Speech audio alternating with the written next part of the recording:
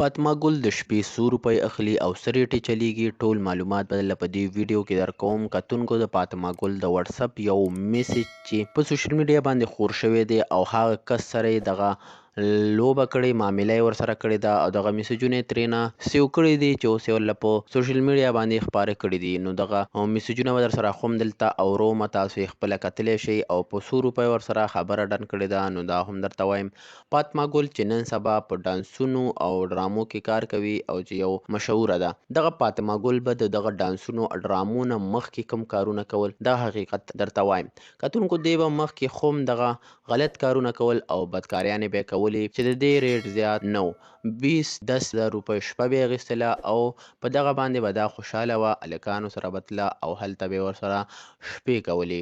ډرامو ته راووتله او ډانسونو ته راووتله، خلکو وپېژندله او مشهوره شوله. نو د دې ریټ هم سیوا شو او ریټ یې وختو 1.5 لک روپیو ته.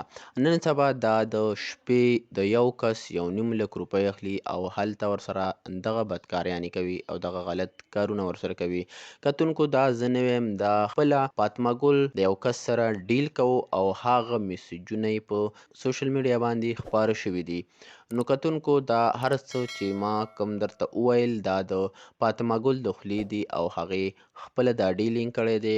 دغه میسجونه چې هغه کس ترېنه سیو کړي او په سوشل میډیا باندې خپاره کړي دي. کتونکو داسې ډېرې فنکارانې اداکارانې شته دی چې کومې نن سبا راوتې دي، هغوی همدغه کارونو ته لاس اچولی دی او دغه کارونه دغه بدکاریانې کوي. کله چې په ډانس یا ډرامه کې کار نه وي نو بیا همدغه کارونو ته پراته وي او دغه بدکاریانې کوي. نو دا د فاطمه ګل د شپې ریټ او ټول معلومات چې درسره مو شریک کړو. ویډیو لایک کړئ او چینل کې که نوي یې چینل سبسکرایب کړئ.